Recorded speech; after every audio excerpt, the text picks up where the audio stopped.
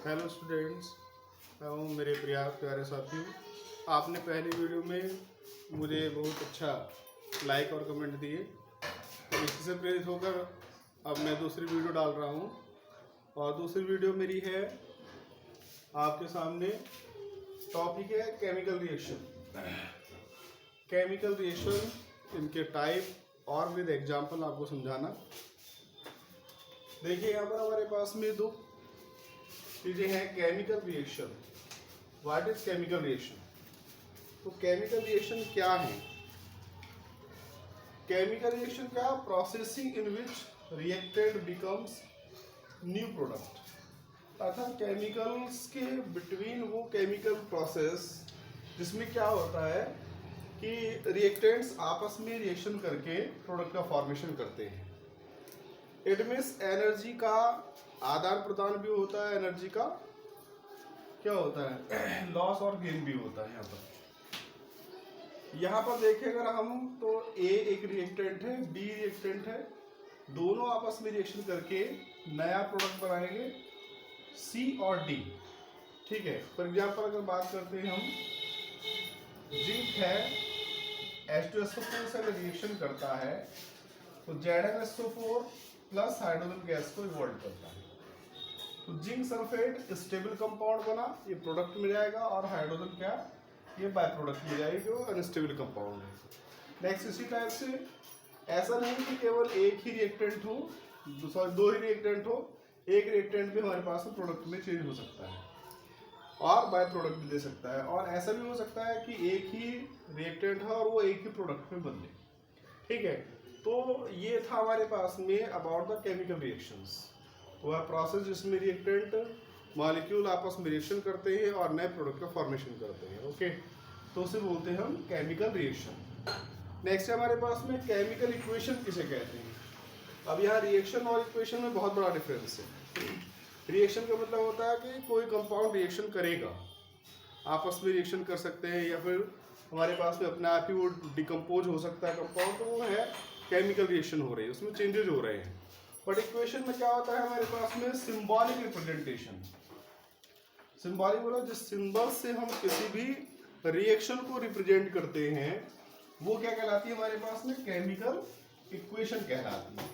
Chemical equation कहलाती है।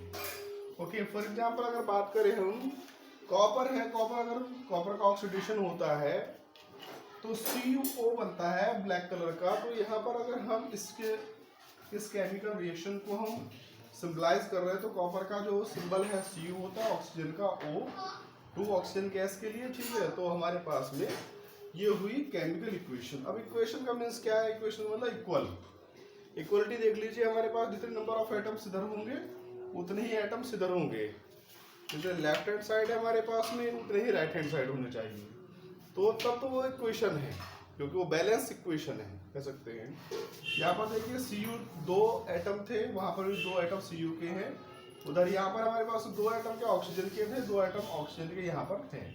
तो इट मीन्स हमारे पास में कोई चीज अगर दोनों तरफ बैलेंस होती है तो फिजिक्स भी और मैथ भी कहता है कि क्या होगा, वो इक्वेशन है। ठीक है। तो this is the chemical equation. Chemical equation इसलिए क्या है? केमिकल के बिटवीन हमारे पास में इक्वेशन है। केमिकल्स बराबर है, एलिमेंट दोनों तरफ बराबर है, इसलिए हमें इसे कहा केमिकल इक्वेशन। अदरवाइज तो मैथ और फिजिक्स में इक्वेशन कहा जाता है, वहाँ का अलग क्राइटेरिया और केमिस्ट्री का अलग क्राइटेरिया है। ओके, बट बेसिकली जो हमारे पास में चीज़ है वो एक ही है, इक्वेशन मतलब बराबर, दोनों साइडें बराबर हो। ओके, फिर नेक्स्ट हमारे पास में आते हैं, तो ये अबाउट हमारे पास में केमिकल इक्वेशन और केमिकल रिएक्शन के बारे में था। नेक्स्ट अगर हम बात करते हैं types of chemical reaction, types of chemical reaction.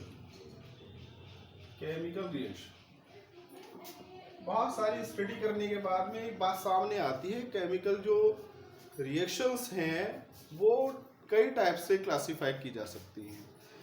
Classification का पहला जो हमारे पास में तरीका है, या हम उसको क्लासिफाई करें तो सबसे पहले फर्स्ट व्यू बनता है हमारा कि हम उसको अकॉर्डिंग टू केमिस्ट्री देखें। According to chemistry. केमिस्ट्री की बात करते हैं तो हमने जो मोस्टली इनऑर्गेनिक और दूसरी हम केमिस्ट्री जो केमिकल रिएक्शन में पढ़ते हैं वो पढ़ते हैं ऑर्गेनिक केमिस्ट्री।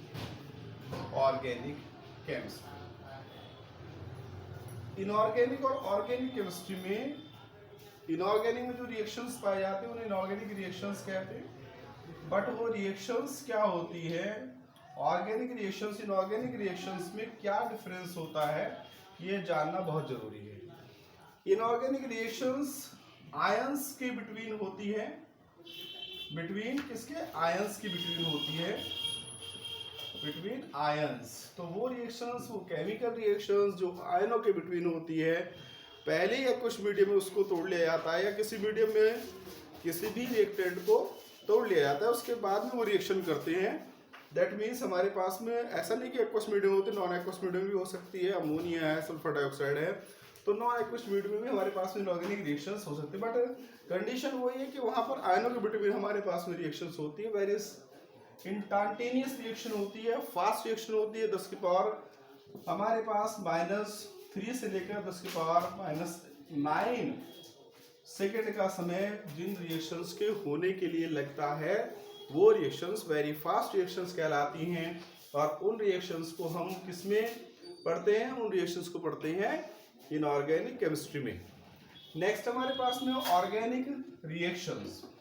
और एक बार और बात बता रहा हूँ आपको मैं कि इनऑर्गेनिक जो रिएक्शंस होती है उनके रेट ऑफ रिएक्शन को डिटरमाइन नहीं किया जा सकता, क्योंकि बहुत ज़्यादा फास्ट रिएक्शन होती है, वेरी फास्ट रिएक्शन होती है, इसलिए उनकी रेट ऑफ रिएक्शन को हम डिटरमाइन नहीं कर सकते। नेक्स्ट हमारे पास में है organic reactions. Organic reactions molecular reactions होती है, मॉलिक्यूलर रिएक्शंस भी कहते हैं इनको। मॉलिक्यूल्स के बिटवीन जो रिएक्शंस होती है, पहले मॉलिक्यूल्स सपोज करो हमारे पास में एक एस्टर है और एक उसकी हम रिएक्शन जो हम हाइड्रोलाइसिस कर रहे हैं वाटर मॉलिक्यूल से कर रहे हैं, तो दोनों को रिएक्शन करने में कुछ टाइम लगेगा, इसलिए हमारे पास में क्या होती है, ये स्लो रिएक्शन होती है, बट वेरी स्लो नहीं होती है, ध्यान रखना। इनको हमारे पास में होने में मिनट लग सकते हैं लेकिन घंटे नहीं लगते, इतना भी नहीं कि वो बहुत ज़्यादा स्लो चले। तो रिएक्शंस वो जो हमारे पास मॉडरेट रेट से चलती हैं उन रिएक्शंस को हम ऑर्गेनिक रिएक्शन करते हैं। और दूसरी पहचान क्या है कि मॉलिक्यूलर रिएक्शंस होंगी, मॉलिक्यूल्स के बिटवीन होंगी। आयंस में पहले मॉलिक्यूल नहीं टूटेगा, बाद में टूटेगा जब वो मीडियम में आएगा, ठीक है, तो वो बात बाद में होगी उसकी। बाकी और अन्य जो रिएक्शंस हम पढ़ाएंगे इनके बारे में। तो ये स्लो रिएक्शंस होती है, इनके रेट ऑफ रिएक्शन को डिटरमाइन किया जा सकता है। Rate of reaction can be determine, इनकी रेट ऑफ रिएक्शन को निर्धारित किया जा सकता है। अब organic reactions according to mechanism भी हमारे पास में डिवाइड की जा सकती है, क्लासिफाई की जा सकती है। तो organic reaction according to mechanism में नेक्स्ट वीडियो में बनाऊंगा आपको कि organic reaction according to mechanism कितने टाइप की होती है, वो कितने टाइप से हमारे पास में चलती है, उनके सब क्लासिफिकेशन क्या है, वो नेक्स्ट वीडियो में आपको मिलेगी मेरी। नेक्स्ट हमारे पास में हम यहाँ बात करते हैं ऑर्गेनिक रिएक्शंस के दूसरे क्लासिफिकेशन पर, सॉरी वो रिएक्शंस के दूसरे क्लासिफिकेशन पर। दूसरे क्लासिफिकेशन में क्या हुआ केमिकल रिएक्शन में कि अकॉर्डिंग टू, अगर हम बात करें अकॉर्डिंग टू एनर्जी की बात करते हैं, हीट एनर्जी की बात करते हैं, तो अकॉर्डिंग टू हीट एनर्जी के बेस पर अगर हम केमिकल रिएक्शन की बात करते हैं तो वो भी दो टाइप की होती है।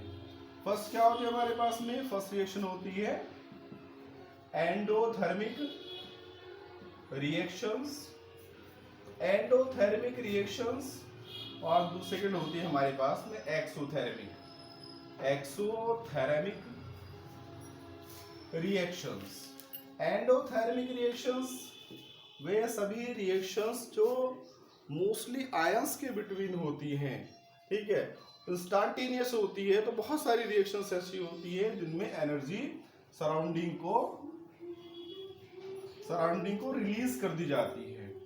तो एनर्जी अगर सराउंडिंग को रिलीज की जा रही है, केमिकल रिएक्शन के दौरान अगर एनर्जी सराउंडिंग को रिलीज की जा रही है, तो इट मींस हमारे पास में क्या हो, एक्सोथर्मिक रिएक्शन हुई, ठीक है। बट अगर सराउंडिंग से ली जा रही है, सराउंडिंग से एनर्जी रिएक्टेंट ले रहा है, सराउंडिंग से एनर्जी, तो इट मींस हुआ हमारे पास में कि वो एंडोथर्मिक रिएक्शन है। तो एक्सोथर्मिक रिएक्शन में क्या होता है, एनर्जी सराउंडिंग को, केमिकल रिएक्शन सराउंडिंग को एनर्जी प्रोवाइड करता है, सराउंडिंग को एनर्जी प्रोवाइड करता है। बट एंडोथर्मिक रिएक्शन में सराउंडिंग से एनर्जी किस में आती है, रिएक्टेंट में आती है, रिएक्शंस के होने के लिए यूज होती है। ठीक है, तो जब रिएक्शन हुई अगर एनर्जी सराउंडिंग को जा रही है तो इट मींस एक्सोथर्मिक, और अगर सराउंडिंग से एनर्जी ले रहा है केमिकल और तब रिएक्शन कर रहा है तो फिर होगा वो एंडोथर्मिक, नहीं तो exothermic. Okay, this is the basic difference between the endothermic और एक्सोथर्मिक। फॉर एग्जांपल अगर एंडोथर्मिक की बात करें,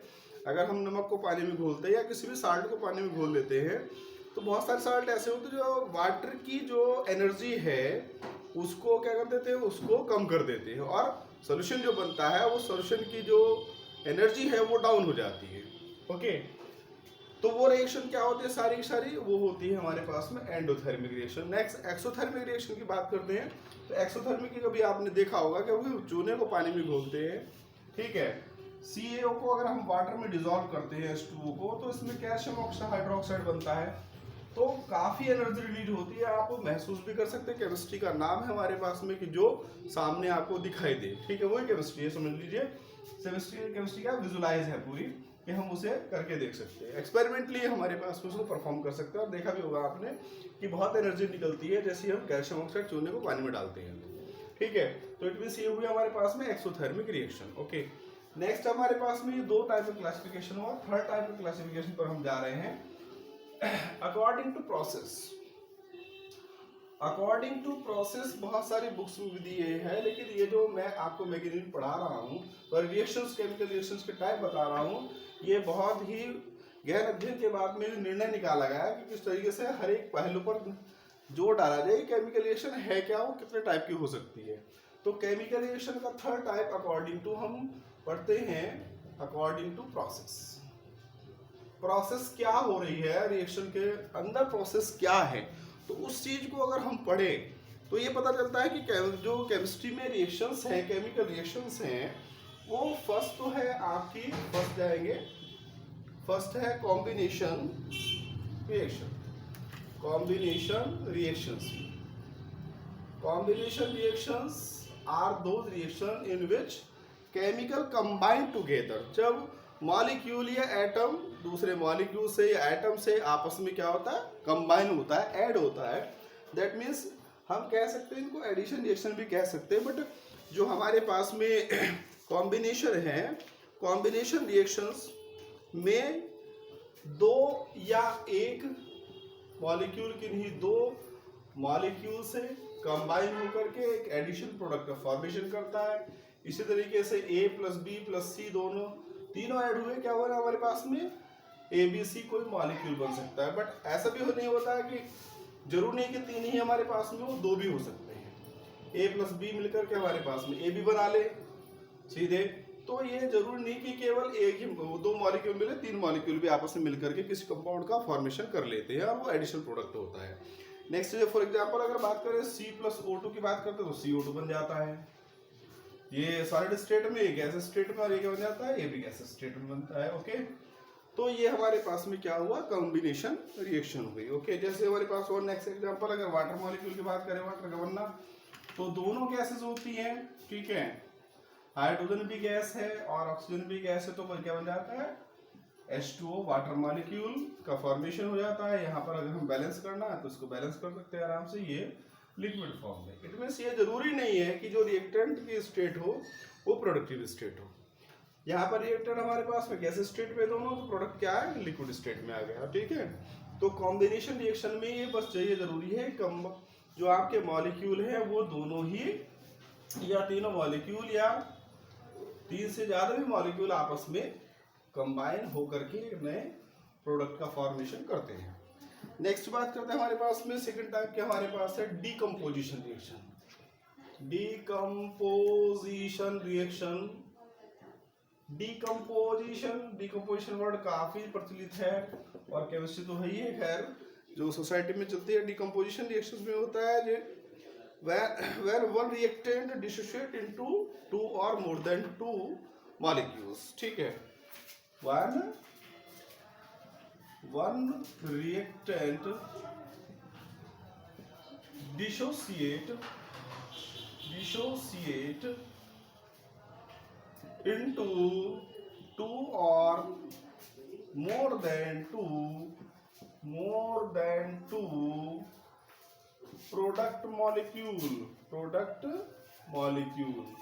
जब एक या एक से अधिक मॉलिक्यूल में कोई एक रिएक्टेंट डिसोशिएट हो जाता है तो उसे बोलते हैं बेटा डीकम्पोजिशन रिएक्शन। अब डीकम्पोजिशन कई तरीके से हो सकता है। हीट द्वारा डीकम्पोजिशन, इन्वायरमेंट में जो आपका सनलाइट है उसके द्वारा डीकम्पोजिशन। फॉर एग्जाम्पल अगर बात करें AgCl की तो सनलाइट में नहीं रखना चाहिए। सनलाइट में अगर रखते हैं AgCl को, सनलाइट अगर मिल जाती है तो सनलाइट के द्वारा हीट प्राप्त करके वो Ag बना लेगा और क्लोरीन गैस को इवोल्व करेगा। तो ये गैस स्टेट में इवोल्व होगी, ये सॉलिड बन जाएगा। ये यहाँ पर भी हमारे पास में सॉलिड था। तो इट मीन्स हमारे पास में क्या हुआ कि जरूरी नहीं कि जो रिएक्टेंट आप जिस स्टेट में लेके चल रहे हैं प्रोडक्ट भी उस स्टेट में बने। ओके, बार बार बता रहा हूं मैं आपको। तो ये क्या हुआ, डिकम्पोजिशन हुआ AgCl का। ऐसे हमारे पास में कैल्शियम कार्बोनेट जो सॉलिड स्टेट में है, अगर हीट कर दिया जाए उसको तो कैल्शियम ऑक्साइड बनाएगा और कार्बन डाइऑक्साइड को इवोल्व करेगा। ये गैस स्टेट में और ये सॉलिड स्टेट में है। तो इट मींस हमारे पास में क्या हुआ कि जो कंपाउंड है हमारा, जो हमारा मॉलिक्यूल है वो 2 में भी टूट सकता है सिंपल मॉलिक्यूल में, और 3 में भी टूट सकता है। ठीक है, तो ये हुआ हमारे पास में डीकम्पोजिशन रिएक्शन। नेक्स्ट रिएक्शन बताते हैं हम आपको। नेक्स्ट रिएक्शन थर्ड टाइप की जो रिएक्शन है अकॉर्डिंग टू प्रोसेस की बात चल रही है यहाँ पर। अकॉर्डिंग टू प्रोसेस की बात चल रही है तो थर्ड रिएक्शन है डिस्प्लेसमेंट रिएक्शन। डिस्प्लेसमेंट रिएक्शंस क्या होती है? डिस्प्लेसमेंट देखा भी होगा, जब एक मॉलिक्यूल दूसरे मॉलिक्यूल का या एक पार्ट दूसरे पार्ट को हमारे पास में डिस्प्लेस कर देता है तो उसमें डिस्प्लेसमेंट हो रहा है। ऐसी बात है। When one atom displaced by the another atoms is known as the displacement reactions. For example हमारे पास में अगर B कोई मॉलिक्यूल है और Y मॉलिक्यूल्स पर अटैक करता है और इसको डिस्प्लेस कर दे, B को, और ये बना दे, तो ये डिस्प्लेसमेंट रिएक्शन हुई।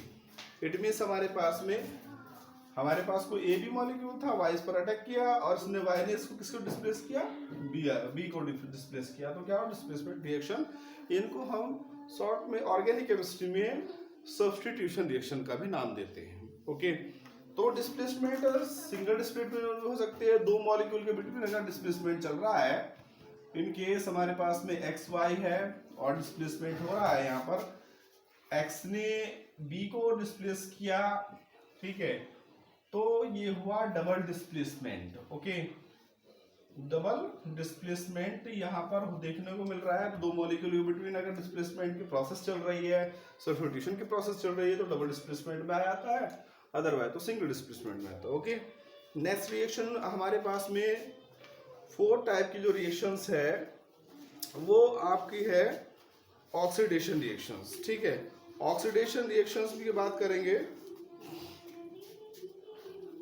4 टाइप की रिएक्शंस आपकी oxidation reaction. Okay, oxidation reactions को मैं अब बड़े ही तरीके से आपको समझा रहा हूँ। इसमें ऑक्सीडेशन मीन्स बच्चे नहीं जान पाते कि ऑक्सीडेशन क्या है, रिडक्शन क्या है। Oxidation reaction, what is oxidation? Oxidation process है क्या? पहली बात तो आप देखिए, ध्यान दें कि ऑक्सीडेशन होता क्या है। ऑक्सीडेशन किसी कंपाउंड का ऑक्सीडाइज हो जाना। इट मीन्स हमारे पास में ऑक्सीडेशन को अगर हम डिफाइन करें तो addition of oxygen in a compound, एक कंपाउंड में या एलिमेंट में ऑक्सीजन का ऐड होना ऑक्सीडेशन कहलाता है। सेकंड प्रोसेस में removal of hydrogen in a compound, एक कंपाउंड से हाइड्रोजन का रिमूव होना या लॉस करना, किसी एटम से हाइड्रोजन का लॉस होना, वो भी क्या कहलाता है, रिमूवल ऑफ हाइड्रोजन ऑक्सीडेशन कहलाता है। या addition of oxygen in a compound in a atom is known as the addition को क्या बोलते हैं ऑक्सीडेशन। और थर्ड प्रोसेस हम कह सकते हैं डोनेशन या loss of electrons from an atom. एक एटम से इलेक्ट्रॉन का लॉस होना। फॉर एग्जांपल एक मेटल एटम है हमारे पास में M, उससे अगर इलेक्ट्रॉन लॉस होता है, एक इलेक्ट्रॉन लॉस हुआ तो इट मींस क्या हुआ, इस M मेटल का क्या हुआ ऑक्सीडेशन हुआ। इट मींस हमारे पास में ऑक्सीडेशन में क्या होता है, नेक्स्ट एक कंडीशन और है ऑक्सीडेशन की कि ऑक्सीडेशन में ऑक्सीडेशन स्टेट हमेशा ऑलवेज एटम की क्या होती है इंक्रीज होती है। यहाँ पर हम ऑक्सीडेशन की बात करते हैं जीरो। ओके इतने लंबे, अरे आधे घंटे की वीडियो चले कम से कम तो बनेगी वो। छोटी छोटी चल जल्दी ऐसे कर करके